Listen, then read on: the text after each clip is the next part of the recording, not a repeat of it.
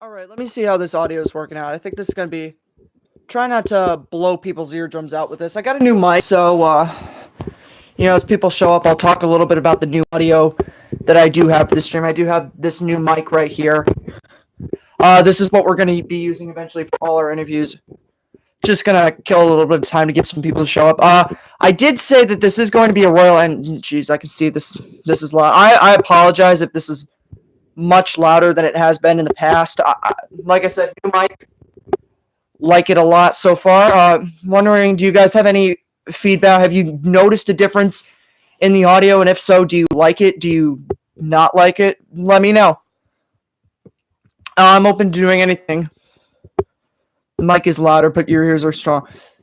Yeah, that's what I've noticed when I'm recording it. It definitely can get a little bit louder. So what I think, I'll probably back it up further. You like it? Thank you.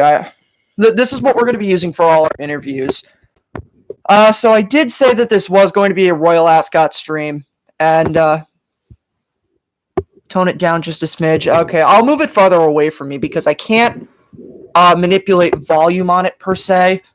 Let's move it right here.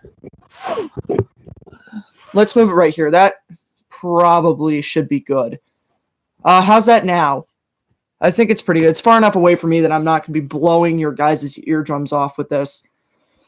But I've noticed so far in my editing that I think it's a nice quality sound piece. I got this for $23, so I'm not sponsored by this company or anything. But if any of you are interested in content creating and you want something more than just your usual headset mic, better. So is there a way I can join, or are we just... I was just telling you I was going to be live. If you want to, maybe later at some point, you can join and we can talk about whatever. But I just wanted to get this out there because there is some serious stuff that we do have to talk about. Less serious, no, I do want to talk a little bit about Royal Ascot. Frankie Dettori is a good jockey. I'm going to type that in right now. How would I join, per se? I don't know how you would join. You are an expert, or you know more about that than I do. I'm just trying to... Sorry about that. I was just trying to move my cord right out of my screen that was bothering me. But in the event anyone was wondering, Frankie Dettori is a good jockey. Just in case you weren't aware of that. Good jockey. I might even need to move that far. I'm trying not to get over 3 dots on this. Frankie, no, Frankie is very, very good. Frankie's a good jockey, I gotta tell you. I was not on Twitter this morning, and I'm kind of annoyed because I meant to tweet that I didn't have the ability to tweet. At best, you could call me on it and put me... Yeah, that's probably what... You know what? I had mentioned that I needed a test for this, Mike, so you know what? You can be my monkey for this and just call me and we'll see how stream audio works. But, Frankie's a good jockey. I didn't have access to Twitter for most of the morning. I meant to tweet out my picks for the races today. Specifically, I did have Stradivarius in the Gold Cup today. So I did get one winner this week. Magical, I'm not going to say Magical failed me yesterday, but Magical disappointed me by not winning. I thought, like I said, I don't know much about European racing, or I know a little bit less. Just hold off on the video chat for right now because I do have some stuff that I want to get to. We can do that later in the stream, but I want to... The reason I made this is because I want to talk a lot about the situation that's going on at Santa Anita. So I'll have time for you later, but I just wanted to get my stuff out there right now. But on a positive note, in case you have not heard already, we have another guest lined up for the podcast. Oaklawn Park track announcer, former Hollywood Park track announcer Vic Stauffer. So very excited for that. That reminds me, I haven't sent him a message either. Wins the Gold Cup. Everything else was so unpredictable, like long shots getting second and third. Sometimes like I said, I don't know much about European racing. At some point, I'm going to try to get more knowledge about it, but I just don't have the time to watch it because the times are so. It's either that I'm not able to watch it, or because I'm either in school, or it's too early for me, or it's too late and I'm not. I do know that Ascot was. Oh yeah, no, I know that. I know the way that it's set up. It's just that I'm not as familiar with the horses. Like I know about obviously Stradivarius won the Gold Cup last year, and then I know about some of the horses that were. That's probably why I picked Magical, because I knew her as opposed to some of the other American or as opposed to some of the other horses running.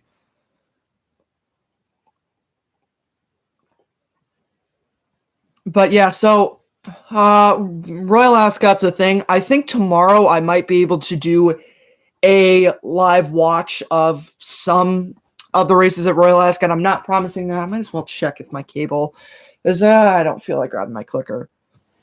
I'll see if my cable's working tomorrow, and if it is, then we'll be able to do some live streaming of Royal Ascot races. But no guarantees on that. While I have a second, let me just send him a message and see.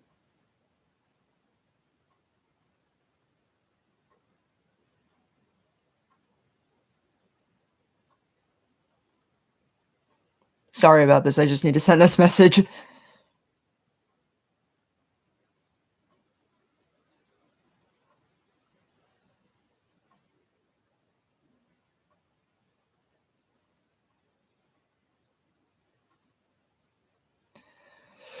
Okay, I sent that. So we got that out of the way.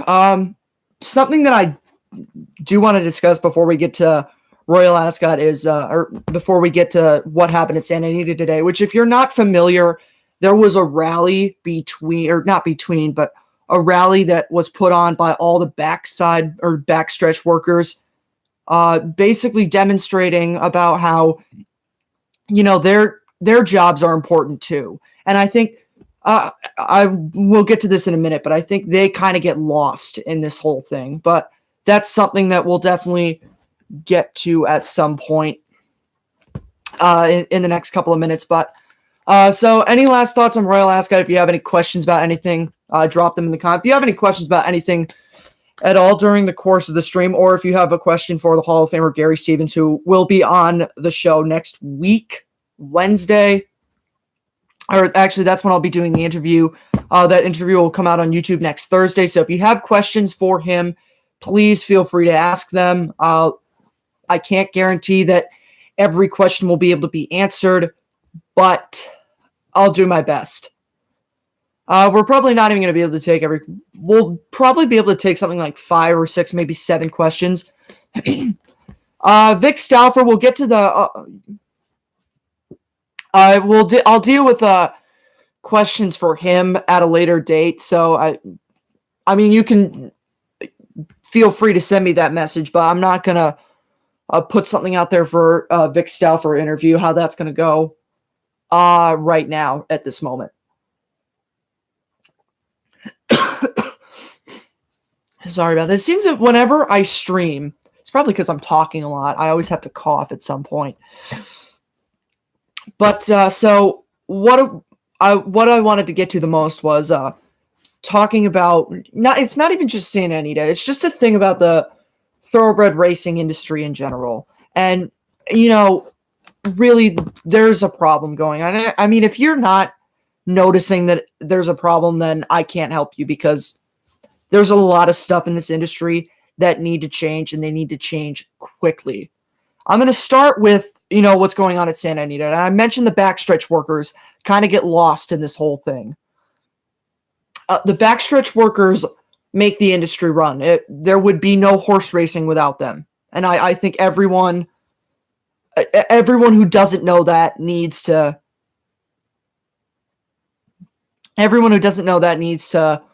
be made aware that, these guys have an impact too. So that's really, they had a demonstration today, and I'm not particularly sure if they were sending a message at any particular person in general, or if it was just a listen, we matter too moment. And I think that's more of what it was. It was we have stuff we have stuff on the line too, and they have more on the line than I think any other people do. The people the owners and the track people, like the Strana Group and all the horse owners, they're for the most part fine. But I mean, you got these people, the hot walkers, grooms, exercise riders, you name it, people who are not, excuse me, people who are not necessarily the big name people, like not the trainers, not the jockeys, but everyone else who is, their contribution is as important as everyone else's. And so basically their jobs are under attack, and they have every right to be afraid that they're going to lose their job. And I think that, it's something that at this point, I don't think it. What are you saying about Luis? The fact that he won 4 races today? Yeah, good for him. Good for him that he won 4 races today.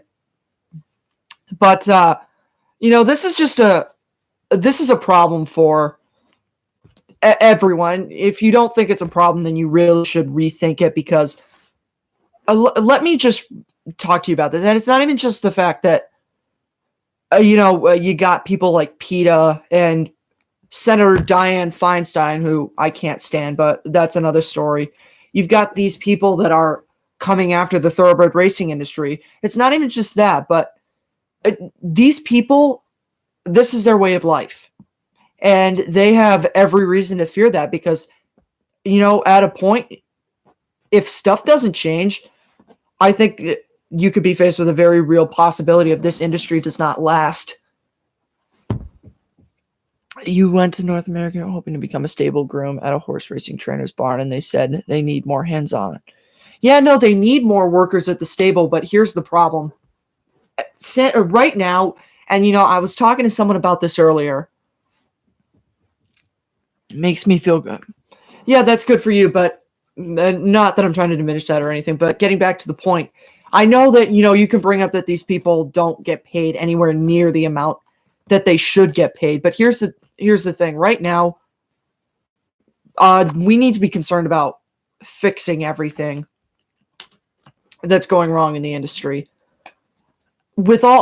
Basically what needs to happen is stop with all this nonsense of drugs. Just how hard is it for people to, and I'm not even just saying like the track, how hard is it for people in the government to just pass the Horse Racing Integrity Act, which is what many people it's not even just people who, I always see whenever PETA posts something about that. And here's the one thing about PETA, which kind of alleviates, at least myself, is the fact that whenever you see them comment, or not even comment, whenever you see them post something about horse racing, it's not about let's all sign a petition to go ban horse racing, because that's something you can do in California. You can propose a bill that would be put on a ballot for, can't no drugs just be a thing? Like, it can be a thing, but here's the problem. The tracks don't want to enforce it. And I talked about this when I'm not even sure if I've had so much ideas on the table, but I'll get to this point in a minute. But if I've made this point already, I'll make it again. But here's the problem. And no, here's the thing. I researched the law in California, and this is the way it is in California. You can submit something to the electorate in California and have them debate over it and decide whether or not they want this to be part of the ballot. And, that's why you don't have PETA sending in petitions to end, the slaughter of livestock or the production of dairy products, or you name anything else that they're against. That's why they're not doing. I think that's another thing of why they're not going to go to that step, at least at this moment with horse racing, because the electorate realizes, and the people higher up realize, that PETA is a radical group, that yes, while there may be an issue, there's other ways that we can fix the issue, and not, first of all, because if you end horse racing in all of California, you force a lot of people who have money to leave the state. Because if you have the money and that's your livelihood, you're moving. Or if And the other thing is, if you can't leave, then these people go on the unemployment line. And I don't think the state of California wants to be paying unemployment for people just because an animal rights organization is unhappy with the fact that unusually large number of horses died at a particular period. I don't mean to sound heartless or anything, and I'm not saying that I'm not condoning this at all, and I think 100% it's unacceptable that this is going on in California and that you can't solve an issue to this. At some point, you can say all you want, and earlier in the year, we were talking about how it was the track's problem. You can say that all you want, but at some point, it's not just a track. It's maybe the track, it may not be, but at some point, you got to look to other places, because if the track was the issue, they've done so much work with the track. They canceled racing for I think it was 2 full days of racing, and then they didn't have train. I think the Breeders' Cup is going to get moved, and I'll get to that in a minute. But I actually talked about that last week on the live show, but it just threw me off. What was I saying? They canceled They canceled 2 days of live racing, and then they closed the track to training for, I think it was something like a week. And then they had the period where the track didn't have any races run for 3 weeks, and they did all the work with the track there. Breeders' Cup should be moved to prevent a potential boycott or major controversy. I would say that I don't think that would happen, but I think the Breeders' Cup should just do it because, if this is happening in March, April, May, and June, I mean, even if they, during the time between meets, between the end of the meet in June and the beginning of the meet in the fall, I'm not sure off the top of my head what the opening day is. Excuse me. But you can't tell me that, they've done so much with the track there that you can't tell me that there's not. I'll talk about that. I'll put a note on that, and I'll talk about that later. Okay, there's nothing I can do to highlight that comment. If you see your comment disappear, then just keep commenting it. I will see that you aren't spamming. Just so if it goes off screen, then I'll comment on that later. But here's the thing about the Breeders' Cup. It's that you have what is the indication that this isn't going to happen? You can't just say, oh, because it's the Breeders' Cup, it's not going to happen. You can't afford to have something like this happen on this scale. Now, the Breeders' Cup is not the scale of the Triple Crown, but still a vast majority of people, I would put people who watch horse racing in several different categories. There's the people who just watch the Kentucky Derby. And yes, there are people who just watch the Kentucky Derby. Then there's people who just watch the Triple Crown. So those are 2 categories of people. And those people, they probably, Breeders' Cup is the second highest horse. I apologize, so I keep forgetting that I have this mic here that's louder. And then you have people who watch the Triple Crown, the Breeders' Cup, and then, maybe they're flipping through the channel and, they'll find some random grade 1 race on NBC, something like that. You got those people. Or, the people, you could also put the people who watch, the Triple Crown, the Breeders' Cup, and the big grade 1 races like the Travers Stakes. You've got those people. And then you got the people like us who follow the sport, I don't want to say avidly, but who follow the sport regularly, like the people who would go to Belmont Park on a Thursday type people. And so having a catastrophic event happen on the Breeders' Cup stage in Santa Anita would be a disaster. It would be a disaster for the industry. You cannot afford to have that happen at this point with the press that the industry's gotten. If that happened on national, especially so you have a Breeders' Cup Classic this year. Let's just say, let's just say for God forbid, and now I'm going to say this and it's going to happen. If this happens, I'm going to feel like I don't even know what I'm going to do. But let's just say, God forbid, maximum security breaks down in the Breeders' Cup Classic. 1991, 2006, and if Santa Anita has a breeder, would be 1990, 2006 were the two Breeders' Cups that had major fatalities. It would not be good. It's 1990, not 1991, Nathan. But that would be a disaster for the industry, and they cannot afford to have something like that. They can't afford to have something like that happen again. Okay. Vic Stalford just responded to me. That interview is going to be good for July 5th. Time I'll keep you guys posted on. I usually like to decide a time closer to the actual interview date, just because I don't want to plan something and then I just like to know what I'm doing on that particular day. So you'll get a time closer to the actual date. But, you can't afford to have something like this happen. So I want to switch gears now at this point. Let's just think about this from the perspective of the backstretch workers, because these are the people that if something unforeseen happens, like let's just say, God forbid, it gets to a point within the next 10, I think it's 10 years away. I think, and I'm just throwing a number out there, I don't think it's going to happen, but if it gets to a point where there's not enough viewership per se, and the client, basically what I'm trying to say is it gets to a point where the risk, or not necessarily the risk, but politicians can afford to take the quote unquote moral side of this in their eyes. And, you kind of see this happening with the fur trade. And I don't mean to go off on a tangent about something, but let's be honest. I pay attention regularly to see what PETA's talking about because, I want to see like what other stuff and what their similarities are to the other stuff that they're going after. Of course, they're always going to go after the meat industry and they're always going to go after the dairy industry.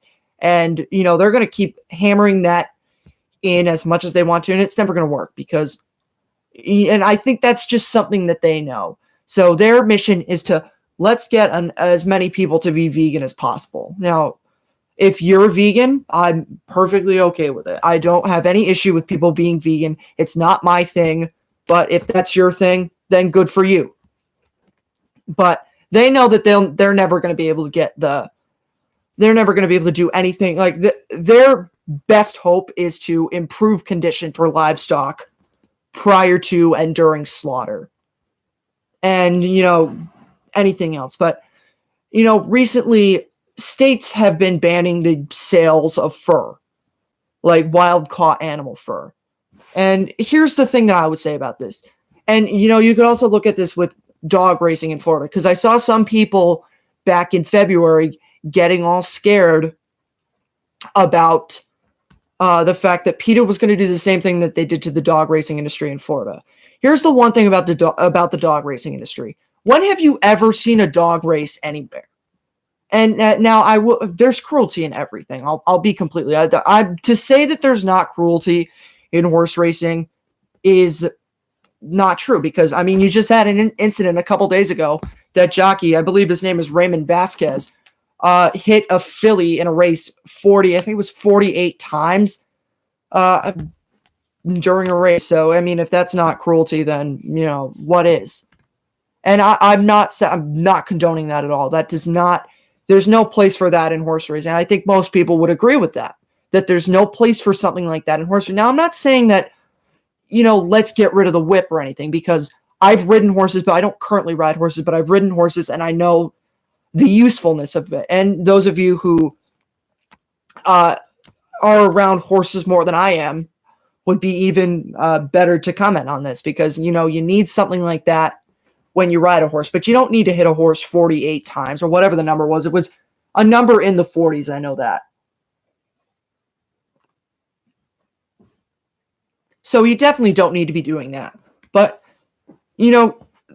back to the dog racing thing. I ride, but okay, well, whip and crop are the same, kind of the same. Now, I know jockeys have different kinds of crops than normal people do, but that's just what it.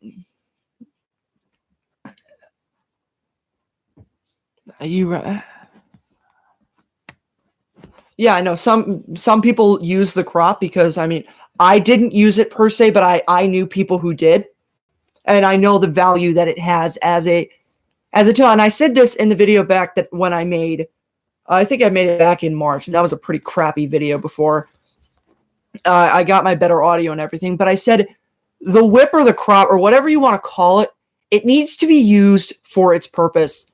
And I compared it to it needs to be used like a steering wheel. We had the most beautiful track in the U.S. and I'm not saying that completely. Hi, Sylvia. I wasn't sure if you were going to be able to be here. I'm not saying that I've seen cruelty in Australian dog racing, so that's probably just one isolated incident. But here's the problem. Here's the thing that I would say that doomed your dog racing thing is the fact that it wasn't making as much money as horse racing is. And I'm not the best. I know zip zero about. If you know something, you know more about it than I do. So please feel free to enlighten me. I don't know as much about that as I would think you do, but please feel free to enlighten me and everyone else more on it. But the thing that doomed the dog racing is because it wasn't making enough money, and PETA was able to go out there with their thing, get stuff in the public eye, and that's ultimately what doomed the dog racing industry. And, the thing about fur sales and everything is the fact that, people are not buying fur stuff anymore. Like, it's not a widely bought thing anymore. Believe me, if if fur was the number one selling clothing product, states would not be banning fur because PETA doesn't like it. The reason that you can do stuff like that is because you can take the quote unquote moral side of things, is because it's not making enough money. Or in the fur sales case, you're not selling as many furs as you used to. People are not wearing furs the way that they used to. And, people are not going to dog racing. And I saw the bit on NBC that they had about getting rid of greyhound racing in Florida. And, those people that they had on there were like, we love these. At some point, I don't even know. I'm going to be going on for not too much longer, but I do want to get all these points out. But, that's the thing is with horse racing, I think it's safe at this point because it makes enough money. So that's the thing that I'm going to say about all that. But shifting focuses now is, like I said earlier, you can't tell me there's a problem. There's not a problem. And it stems with the fact that there's really the fact that we have so many drugs circulating in horse. And, I've been saying this since I think the Breeders' Cup gets moved this year. And I think I should say that I should make this point again if anyone didn't hear this when I made this last week. I thought that the California Horse Racing Board I thought that the California Horse Racing Board didn't require Santa Anita to cancel the meet, and Santa Anita didn't acquiesce to the request is because they didn't want to lose the Breeders' Cup. And if you acquiesce to that request, if you're Santa Anita, or if you force Santa Anita to do it, if you're the California Horse Racing Board, you are essentially signing off the Breeders' Cup. As to where it's moved to, I have absolutely zero idea. Churchill Downs wants it. I would just say, just go Del Mar this year, Keeneland in 2020, and then maybe if things are better, go back to Santa Anita in 2021. But again, I don't have to say that the people in the Breeders' Cup do. But I think it should be moved. And I think it should go to Del Mar if it gets moved. You want the Breeders' Cup to go. Well, Belmont's not going to get the Breeders' Cup for a considerable amount of time. I think we're shifting more toward the stage of the Breeders' Cup becoming like a 3 or 4 track thing. It was great, the earlier history of the event, like from, 1984 to 2007, it's circulated between tracks. Yes, they would return to track. Like, yes, Churchill Downs would have it like every 5 years. Like, let me pull this up for a minute, and then I'll get to the point that I wanted to make about drugs and horses. But let's look at it, the history of the Breeders' Cup and where it's been, because I think it's like I said, I think it's trending more towards a thing where it's at a couple of venues and it's not circulating the way that it used to in the past. And I mean, I think that's already evident because since 2010, it's been at 4 venues, and in all but 2 of those years, it was in 2 places. So I think we're heading to I don't think we're heading to a permanent establishment for the Breeders' Cup, but I think it's going to be a thing of the Breeders' Cup is probably in like 4 or 5 racetracks. So let's go through. 1984 was at Hollywood Park. Then 85 was at Aqueduct, Santa Anita, Hollywood Park, Churchill Downs, Gulfstream, Belmont Park again, Churchill Downs again, Gulfstream again, Santa Anita again. Then Churchill Downs again, Belmont Park, Woodbine, Hollywood Park for the final time, Churchill Downs, Gulfstream Park for the final time to date. Then Arlington, Santa Anita, Lone Star Park, which is in Texas, if anyone's not 100% certain about that. Following Lone Star, went back to Belmont for the most recent time to date, Churchill Downs and Monmouth. Since 2000, actually, even less time. Since 2008, so over the span of 10 years, it's been to 4 racetracks, and over a span of 8 years, it's been to 2. 2008 and 9, you had Santa Anita. 2010 and 11, you had Churchill Downs. I don't think I would say that. I don't think the Breeders' Cup is never going to be on the East Coast again, but I think it's going to be a period of time, and I think it's going to be more, I'd say probably 5 or so years before the Breeders' Cup goes back to the East Coast. But then 2012, 13, and 14, you had Santa Anita. Finally, you got a new venue, Keeneland. It was in Kentucky, but it was refreshing to see it not at Santa Anita and Churchill Downs. And then you went back to Santa Anita. I loved that the Breeders' Cup was at Del Mar. A couple family members of mine were able to go to the Breeders' Cup at Del Mar. Unfortunately, I was not. But Del Mar is a beautiful racetrack. And then, 2018, you had Churchill Downs. And up to this point, we've got it at Santa Anita for 2019. I think they should move the Breeders' Cup around too. But, I think the reality of it is that, that's what the Breeders' Cup used to be about. Like I said, you would go to Churchill, but you would have you'd go to Churchill Downs and then you'd go to other places and then you go back there. You'd go to there was a 10-year gap between Breeders' Cups held at Santa Anita. It's kind of hard to believe that at this point now that, you had a Breeders' Cup 1993, then 10 different venues before Santa Anita had it again. This is what I have ultimately hoped for the Breeders' Cup. I want to see them at some point go back to Arlington, go back to Monmouth. Maybe Lone Star Park was a one-time thing, but Arlington, Monmouth, Woodbine, Belmont, and anywhere else. But at this point, I think, the Breeders' Cup, and this is the thing that was happening with the Super Bowl. We were hearing talks about that. I'm not sure how many of you guys are into football, but the Super Bowl usually, it's kind of a joke in the NFL that if you build a new stadium, a new $300 billion stadium, you got to have the Super Bowl there, unless your city was horribly small. But the way that the NFL wants to do it now is they're thinking they want to just set up a permanent 5 or 6 year rotation, like have 5 stadiums and then, a 6th possible swing where you could just insert a random new thing. And, I think that's what the Breeders' Cup, and whether they have done that already is debatable, but I think maybe that's the direction we're seeing them trend.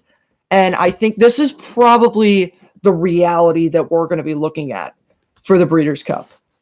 I think that, Santa Anita and Del Mar, they're definitely going to want to have more stuff there. And, if vying Santa Anita closes down, which I think is still at this point completely ridiculous to say, you're going to have Breeders' Cups at Santa Anita, Del Mar, Churchill Downs, and Keeneland. Right now, those four they're going to rotate those. Probably not rotate those like once every year, but maybe you'll get a Breeders' Cup at Churchill Downs, Santa Anita, Churchill Downs again, something like that. I'm not even going to try to speculate, but those four you'll get. At some point, now that it's very political in New York, I don't know it 100%, but I know that it's very political, and that people it's connected to the government a lot, and NYRA hasn't been able to get the Breeders' Cup for a very political reason. I'm going to keep saying the word political. I don't understand it 100%, but they haven't been able to get the Breeders' Cup back because something with the fact that NYRA's connected directly with the state, something like that. But I think eventually and also they want to do renovations on Belmont Park. So I think at some point, once they get renovations with Belmont Park, and once they get those renovations done at Belmont Park, which they're foreseeing something like maybe 2024, then you might get the Breeders' Cup back at Belmont Park. I think at some point it does come back to Belmont Park. I think it would be ridiculous to say that it's never going back. I think it's going to be a long time, though. And then you also have the fact that the Stronach Group is trying to make Laurel Park into a premier racetrack. And I think at some point the Breeders' Cup is going to try to go to Laurel. Yes, you were typing right as I was about to get to that. I think Laurel Park at some point is going to get the Breeders' Cup. And that's ultimately the hope for the Stronach Group. And, that's a reasonable hope for them. So I think the Breeders' Cup will eventually come back to the East Coast, but I think it's going to take maybe even another 3 or 4 years. Like, the Breeders' Cup is booked west of Kentucky and west for the next 3 years. And I think probably 2022, it goes back to Churchill Downs. 2023, it goes back to Santa Anita. And then maybe I think the first time we think about something, and I think I even remember reading somewhere that Laurel Park is thinking 2024 for their first Breeders' Cup, which if they get it in 2024, that's great. And if Belmont Park gets it at some point, that's great too. Other racetracks, Woodbine, I'd love to see them go to Woodbine, but we've all heard the whispers that the Stronach Group doesn't like artificial surfaces, which is I think at some point which is why I think Santa Anita might be a bit hesitant to switch back to the artificial turf because the Breeders' Cup doesn't like that. Same thing with Arlington Park, but also Arlington Park is small.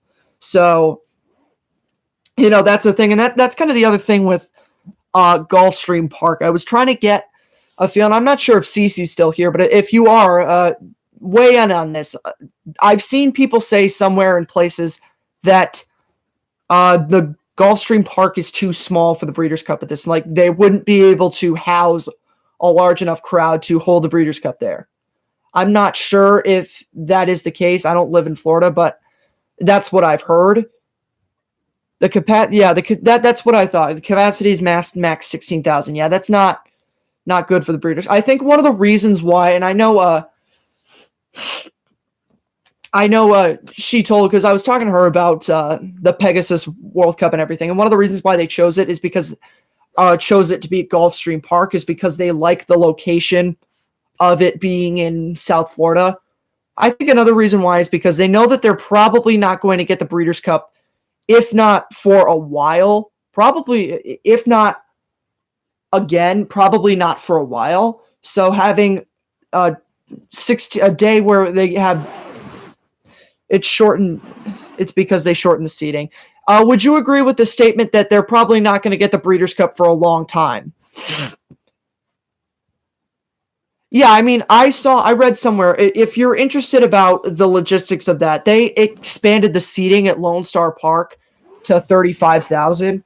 I mean, I would love to see the Breeders' Cup return to Gulfstream Park. I mean, they went to Del Mar and they only had like 35,000 people there. And they're going back to Del Mar again. So, I mean, I don't know how much would they be able to extend the seating? Or, excuse me, how much would they be able to add to the seating?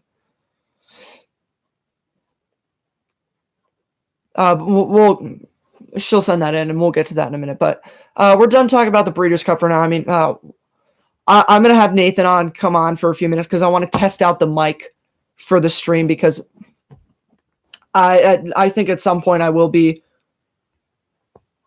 Most people want. Well, I know most people want it to be at Belmont, but I think I always hesitate to say never, but I think definitely it's not going to go back to Gulfstream in the near future, which I think is a shame because Gulfstream is a nice racetrack, and I think it should be one of the tracks that has the Breeders' Cup. I think it would be at some point something that happens maybe not far down the road.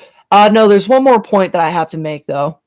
They have the funds to make it what they want to be. But see, before I change course, one of the things that I think they made the Pegasus as a possible substitute because they know the Breeders' Cup is not coming back for a long time.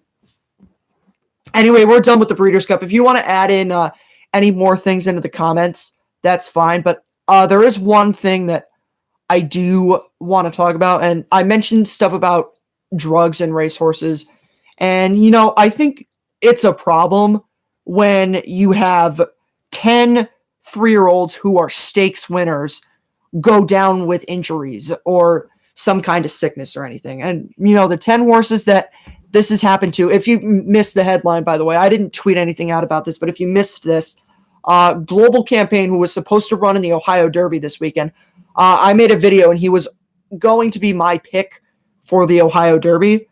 This is just a theme with this channel is the horses that I pick get injured or have something happen before races. It happened with the Kentucky Derby. It happened with the Ohio Derby. This isn't even the Triple Crown, but you've had 10 stakes winning horses go down with injuries. Global Campaign, Country House, the Kentucky Derby winner, By My Standards, Sir Winston, Omaha Beach, High Call, Some Like It Hot Brown, Instagrand, Gunmetal Gray, and Maximus Mischief. Now, I would throw out a couple of the injuries. Omaha Beach, I wouldn't say his injuries or what happened to him is particularly alarming. And I wouldn't say that has direct correlation to drugs. Country House, we don't really know. As far as we know, he's just been under the weather.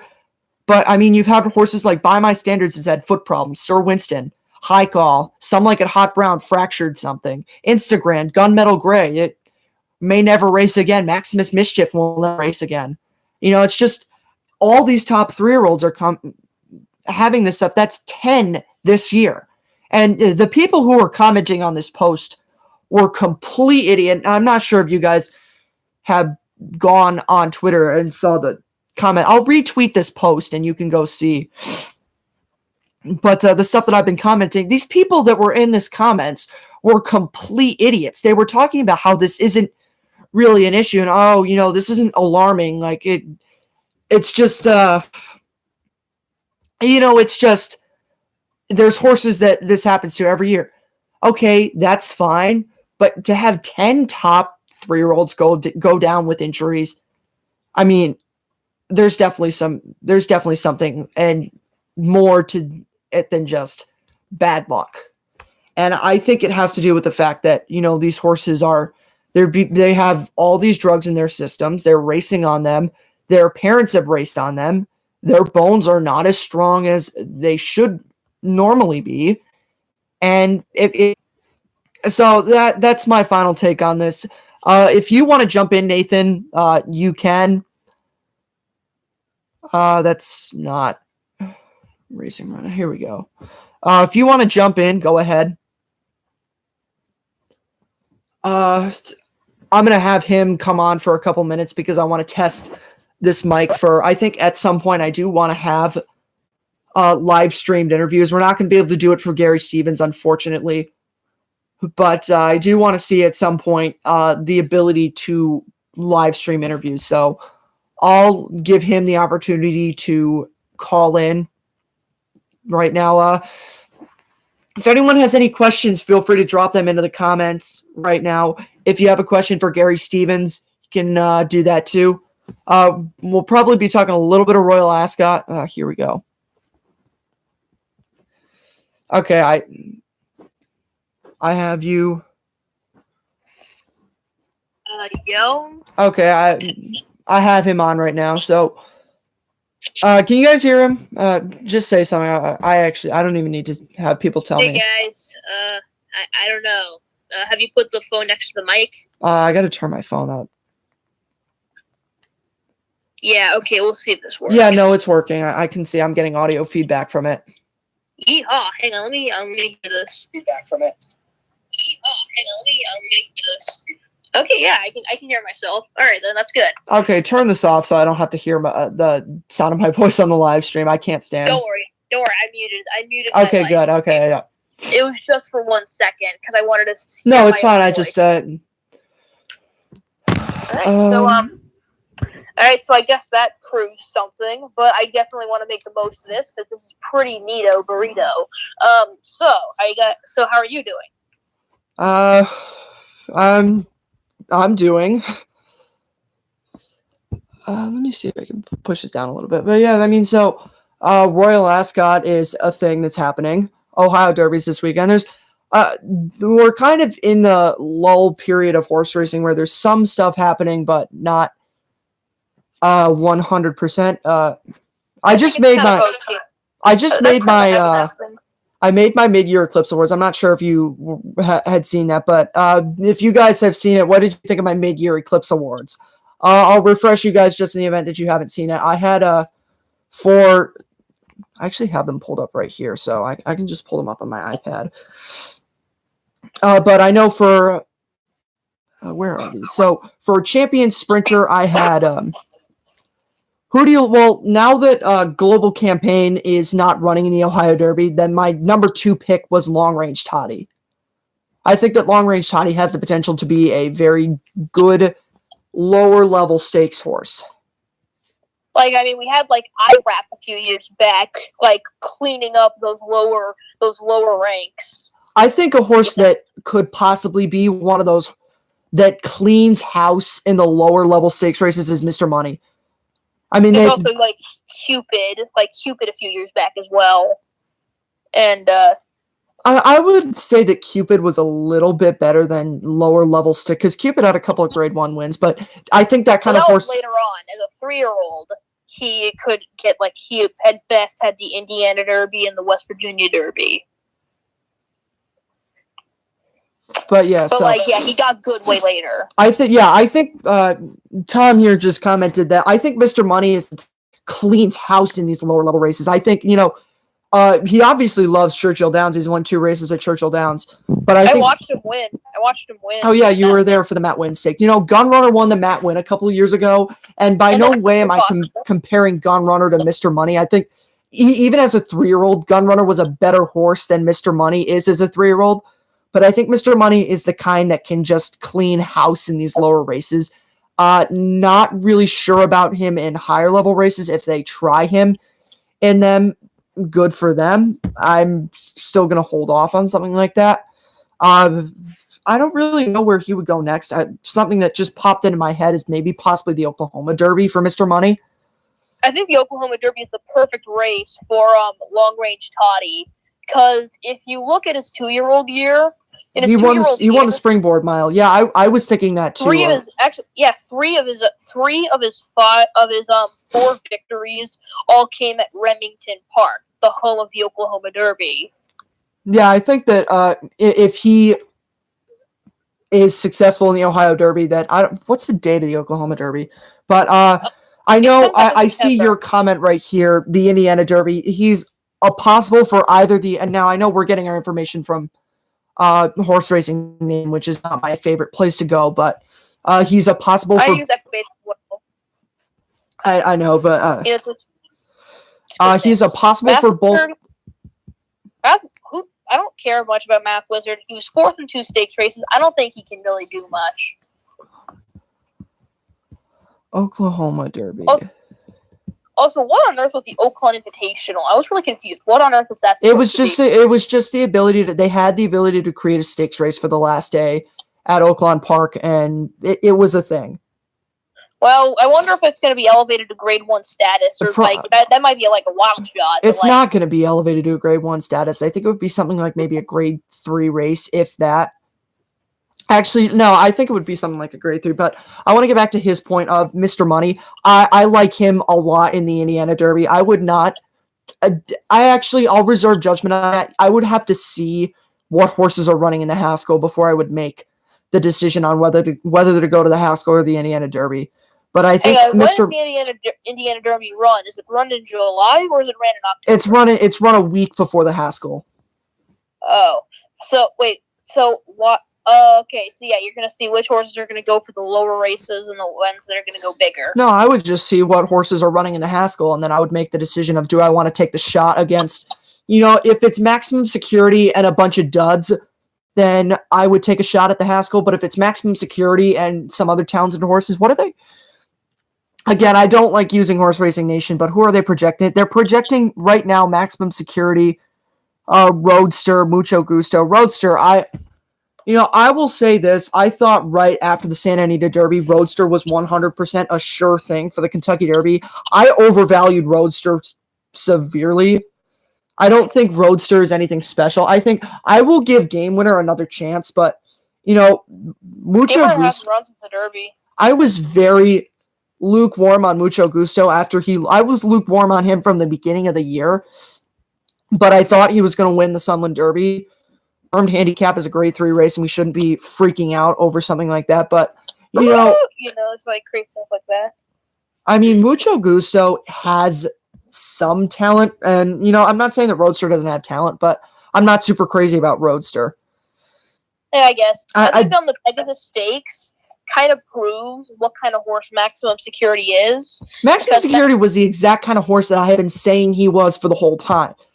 He showed me exactly what kind of horse he is. He runs a front-running style, and if you push him at all, then he wins every race where he's not pushed. He was not pushed at all in the Florida Derby. He was not pushed at all in the Kentucky Derby, and that's why he was able to win both of those races wire to wire. Now I know the time of the Pegasus Stakes. He ran an incredibly fast opening quarter for the Kentucky Derby with 22 laps. The quarter's always fast for the Kentucky Derby. Exponentially, like he slowed down to 26. Well, the quarter's always fast for the Kentucky Derby. That's why I never freak out about the quarter of the Kentucky Derby, because it's always, most of the time, like probably 8 out of the 10 times, the opening quarter for the Kentucky Derby is going to be something like 22, because guys are trying to get position, and then you'll really be able to tell if it's going to be a fast Kentucky Derby or not. Maximum Security cannot rate. He's the best. Yeah, he's a front runner. Honestly, yeah. The Pegasus Stakes truly shows just how formulaic he is. He's dependent. He's the exact same horse as Serengeti Empress, and Serengeti Empress showed the type of horse she was in the Kentucky Oaks. Had absolutely no pressure on the lead. Took it wire to wire. Now, I said prior to the Kentucky Oaks that there was no reason, I forget what her odds were, but there was no reason I think her odds were something like 14-1. And I said there was absolutely no, you can go back and find that if you want to fact check me, but I said there was no way that she should have been that low. And there was no way that the odds on Jaywalk should have been as high as they were. Okay, 13-1, thank you. But yeah, Jaywalk's odds were unrealistically high. And there was no reason that, because Serengeti Empress had bled in the Fairgrounds Oaks, that's what turned me off from her originally, because of just how she just didn't do well. That's also what turned me off from War of Will, because both horses got injured in their final prep. But I guess bleeding isn't that bad. It was just a case of she bled. That's why she wins that race if she doesn't bleed. And that's what I thought. I said, I saw that. I'm like, because I'm not a bettor, but if I was a bettor, I would have been like, yes, please, give me 13-1 on Serengeti Empress. Thank you for the free money. Well, you are handicapping, and your entire channel is analyzing the races. So I guess you're a mild handicapper, but not like a person who spends money on it. I don't bet. Like, I'll say things, but I don't. King for a Day, I don't want to freak out over King for a Day beating Maximum Security in a lower level race. Good for him, he won it, but I'm never one who freaks out over, like, I didn't buy into what's his name? What's that horse? Hidden Scroll, that Bill Mott horse. Hidden Scroll won a maiden race by 14 lengths over a very wet track at Gulfstream Park, which is known to carry speed on days where it's a wet track. And the 2 times where he ran after, I did not buy him at all. I picked Vekoma, thinking that Code of Honor was also going to run strong. Code of Honor won the race. Vekoma ran third. But I thought that both of those horses were horses that you should pay attention to over, what's his name? Hidden Scroll. And I turned out to be right. I just checked the King Ferdy is a good horse, but not great, just solid. Yeah, he's solid. I actually checked maximum security's like 3/4 fractions, because after you mentioned how you could determine if maximum security was going to win by the first 3/4 of a mile, I checked the 3/4 of a mile, and both Florida Derby and Kentucky Derby were 112.9. And what was my cutoff point, if you remember from the maximum security video? 111. And yeah, when he ran in the Pegasus, it was 110.57. So yeah, and King of the Day did nothing but just, when maximum security had his head in front, King for a Day is like, hey, where are you going? Where are you going, Max? And he just kept on following him until he eventually inched through in the end. You see, and I don't buy into, like if you think my analysis is completely wrong, but the people who and I think I can say 100% that the maximum security video is my most unpopular video, which you can say whatever you want. I will forever be on that one. What? You're right. That seemed to be it. But I guess on what you mentioned about Hidden Scroll having an incredibly fast, incredibly impressive early running margin, then there was Garena, who ran at Keeneland and won by 14 3/4 lengths, decides to just go to the Acorn Stakes, manages to be favorite, and then proves that she is favorite by winning a Grade 1 race in just her second start. Yeah, but here's the problem with that. That race was I'll get to that in a minute, but I do just want to say, like, as much as I will forever agree with the decision that the disqualification was 100% warranted in the Kentucky Derby, Maximum Security was the best horse, and while it made me look like an idiot, I'm not paralyzed by being wrong. Like, I'll throw something out there, and if I'm wrong, I'll own it. I'll say, yeah, I was a complete idiot. And I think I undervalued Maximum Security a little bit going into that video, but I still stand by what I said, and I was validated by this past weekend. The comment that I just see here: "You're wrong. Maximum Security won the Kentucky Derby." Then they cheated him out of a victory. Yeah, I really don't care. Yeah, honestly, I thought Garena could be Hidden Scroll. I picked Garena. She didn't prove me. Yeah, that's just what I was saying, Sammy the Beast. Also, yes, bravo, high five. Another person who agrees on something perfectly justified. Hey, speaking of being perfectly justified, is something that only you're going to be able to laugh at. I guess it was perfectly justified. Yeah, it was pretty weak. But here's the funny thing, like, my Tacitus video is what popped this channel. That had more dislikes than likes at one point. Even that eventually leveled out. Like, the Maximum Security video is the only one that has more dislikes than likes. I get lots of hate, I have to admit. Like, a lot of my videos just get bombed with dislikes sometimes. But see, keep going. Yeah, and I've checked, and actually, it's a different horse that managed to give me a couple thousand views. Kentucky people must know. Let's see.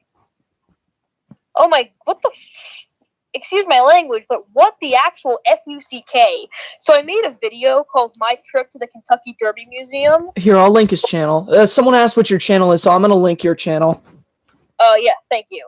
But I made this vlog video that I wish that has only 5 views, sadly, so a little tear runs down my face. But I made just a quick, like, it's mute, has some background music, and it's me touring. It's a quick, simple tour of the museum, And this is a spam comment I found, and it's by this guy named Sandy Gibson, and it says, Kentucky people must not want good and affordable health care because they keep voting for anti-health care Mitch McConnell, who made it clear as long as he is Senate Majority Leader, he will become the Grim Reaper to make sure people don't get affordable health care. Kentucky, the rest of America needs affordable health care. Please help us get it by voting Mitch McConnell out in 2020. And I'm like, dude, it's just me going to the Kentucky Derby Museum. I don't care about Mitch McConnell. Racing Rundown is not affiliated with any political party at all. Yeah, should I just get rid of the comment? Just delete the comment. Yeah, like I'm always glad I get comments because I get like 1 or 2 comments on a video, but at the same time, that's not a comment I want affiliated with my video. I forgot that I don't have my computer mouse and I'm not going to get it, so I got it. Okay, you're linking it? I think I can link it. I don't know. Actually, I don't think it works. No, I have it with I have my iPad in front of me so I can link it. Jeez, my iPad's gonna die. Oh well, if it dies, then it dies. Imagine if like you replaced iPad with horse. That'd be awful. If it's gonna die, it's gonna die. Okay, what the? Oh, I need to go to desktop, right? Like, let's see. I'm taking a look here, and my first Master Fencer video has 2,000 views, and the other one has 616. So yeah, Master Fencer is what blew up this channel. And hilariously enough, Sketchy the Horse guy. Okay, yeah, that's the link to. I just put out the link to his channel. Thank you very much. So go subscribe to his channel. I'm actually 2 away from I think I'm gonna be 1 away. I'm 1 away from 50 subscribers, so go sub to him. Get him his 50. Yeah, I might just make a quick video after I log off that just saying thank you all for 50 subs, because I don't know if I mentioned this, but that's a secondary account. I actually have a main account that's for a completely different type of content that has 316 subs, but it's definite. But yeah, what kind of content? It's figure stuff. Okay. Let's see what prehistoric variety. But thank you, Sammy the Beast. You are the best. Okay, so while we're talking about this, I'm just gonna put this out there. If you guys have not heard this already, we do have jockey Gary Stevens coming on the podcast next Wednesday. If you have a question for him, please feel free to drop it in the live show comments. Send me a DM wherever we are, or you can even send me an email at the podcast email, racingrundownpodcast@gmail.com. I will do my best. Don't ask something stupid like, what's the best horse you've ever ridden? Because I'm not going to take that question. That's just so plain. But I guess as a joke, it's okay if I hint at my question by saying, like, as a joke, I took that dolt question and threw it in the reverse. I mean, I don't care.